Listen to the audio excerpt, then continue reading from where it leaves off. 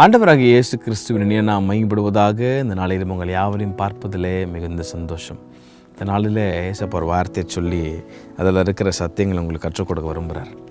மல்கியா தீர்க்கதரிசி புஸ்தகம் 3ஆம் அதிகாரம் 16ஆம் வசனத்திற்கு நேரம் உங்கள் கவனங்களை திருப்பிக் கொள்ளுங்கள். எனக்கு ரொம்ப இந்த வசனம் என்னை அப்படியே கவர்ந்து இழுத்துச்சு, அப்படியே காந்தகம் போல்.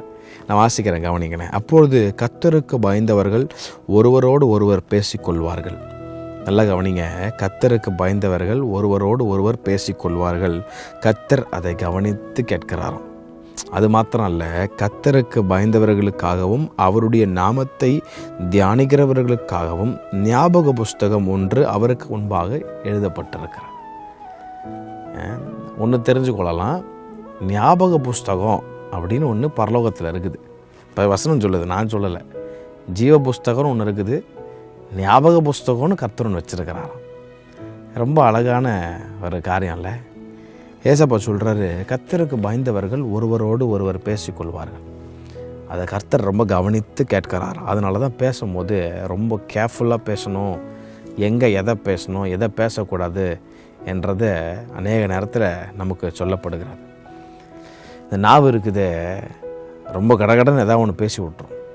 அதனால தான் தாவீது ஜெபம் பண்ணுறாரு, ஆண்டவரே நான் எதாயிலும் ஒன்று பேசாமல் இருக்கிறதுக்கு இந்த நாவுக்கு ஒரு காவல் போடுங்க, இடக்க முடக்க நான் பேசிடக்கூடாது, இந்த நாவுக்கு ஒரு பூட்டு போடுங்க அப்படின்னு ஜெபம் பண்ணுறாரு. காரணம், கர்த்தருக்கு பயந்தவர்கள் ஒருவரோடு ஒருவர் பேசிக்கொள்ளும் போது நம்ம நினச்சிக்கிடுறோம் அந்த 4 செவத்துக்குள்ளே நம்ம பேசுகிறது யாரும் கேட்கலன்னு. இல்லவே இல்லைங்க.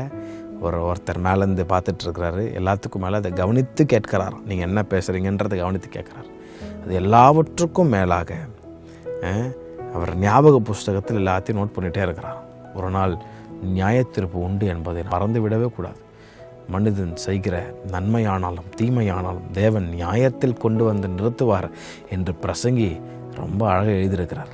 அதனால் ரொம்ப கேர்ஃபுல்லாக, ஆண்டவரே நான் பேசுகிறத கவனமாக பேசணும், எனக்கு கிருபை தாங்க அப்படின்னு ஜெபம் பண்ணுவீங்களா? இந்த நாளில் கர்த்தர் உங்களை ஆஸ்வதிக்க போதுமானவராக இருக்கிறார். கர்த்தர் தாமே உங்களை யாவரையும் ஆஸ்வதிப்பாராக. ஆமென்.